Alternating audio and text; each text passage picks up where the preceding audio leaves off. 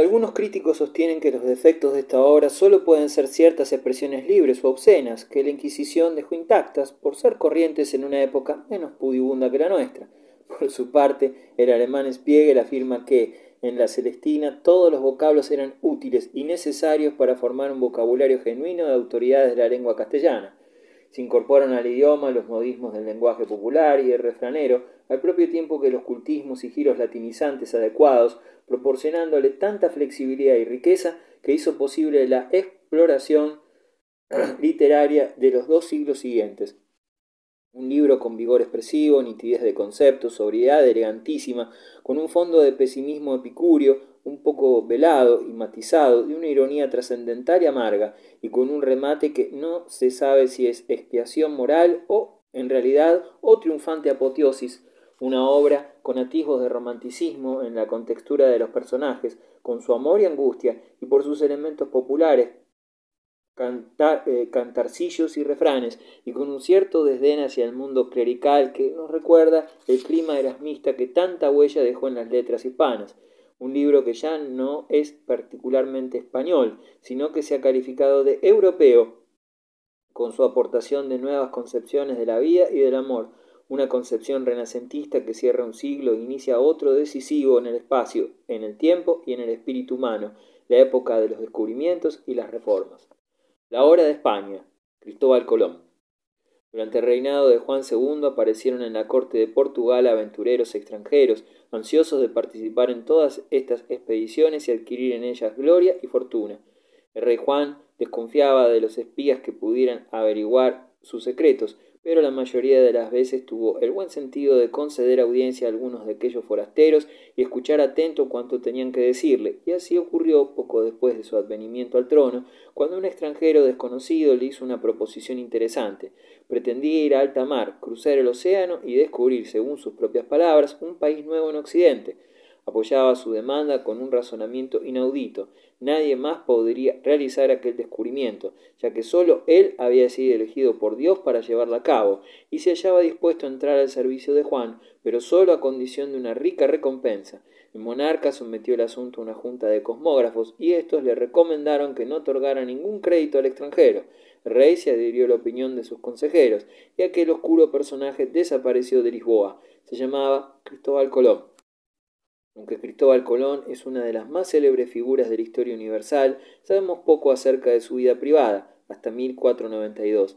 Tras rebuscar en los archivos municipales de Génova, investigadores modernos creen poder asegurar que Colón había nacido en esta ciudad en 1451, de familia modesta, aunque él pretendiera siempre lo contrario. Su padre era tejedor y, según parece, vivió siempre pobre.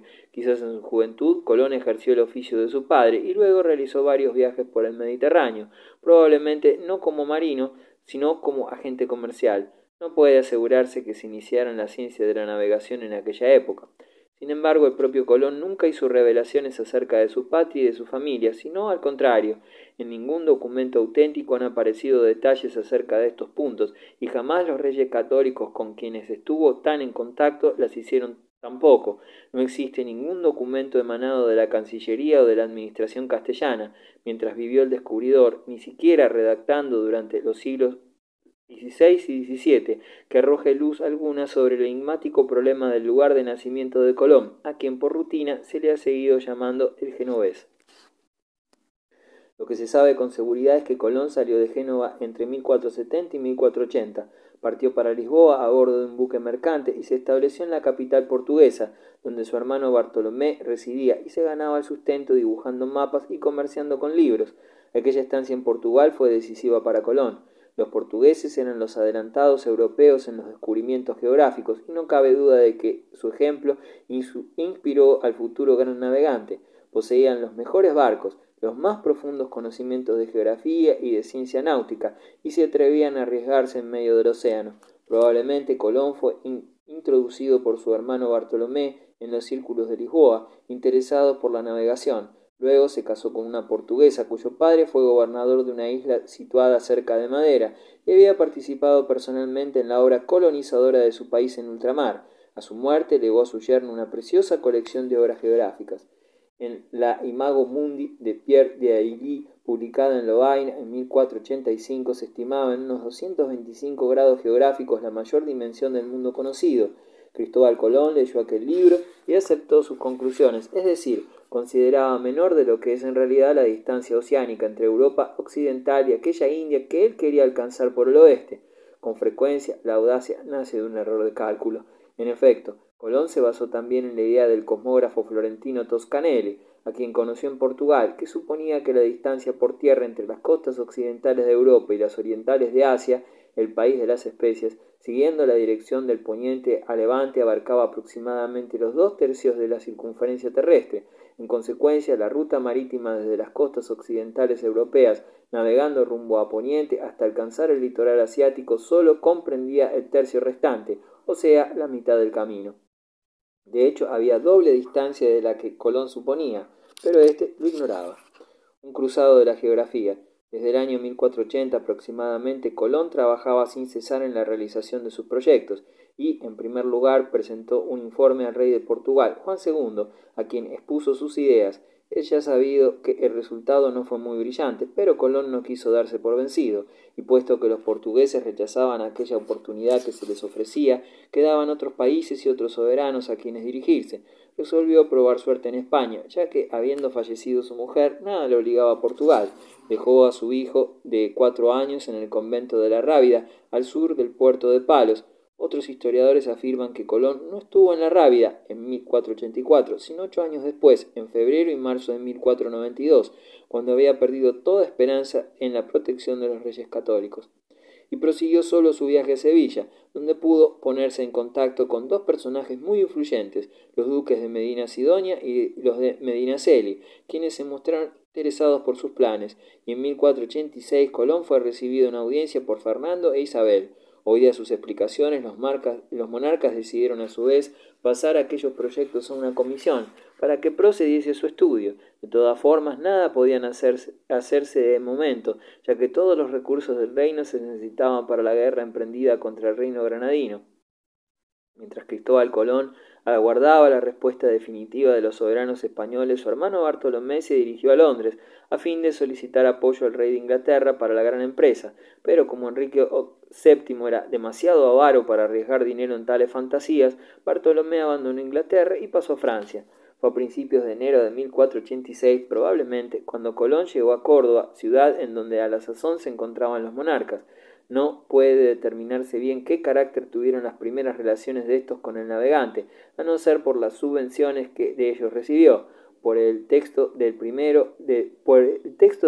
pago de que tenemos noticias que se le hizo, se infiere que lo consideraron afecto a su servicio y a sueldo durante algún tiempo, sin especificar concretamente su misión, aludiendo solo que Colón está aquí haciendo algunas cosas cumplideras al servicio de sus altezas.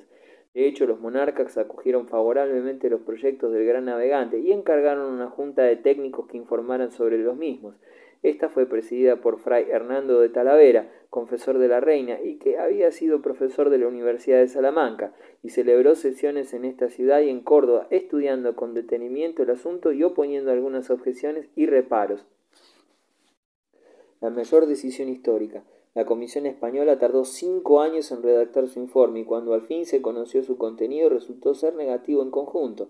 Todo inducía a suponer que Colón iba a verse obligado a volver también la espalda a España. Sin embargo, pasó otra temporada en el convento de la Rábida y allí recibió ayuda. Juan Pérez, prior del convento, había sido confesor de Isabel y seguía manteniendo cierto influjo sobre la reina, a la que escribió suplicándole que meditara una vez más la proposición del futuro descubridor. Quizás Isabel no quiso ofender al anciano confesor arrinconando su ruego, sea como fuere, Colón recibió autorización para presentarse inmediatamente a la corte, en Santa Fe, junto a Granada. Se iniciaron las negociaciones,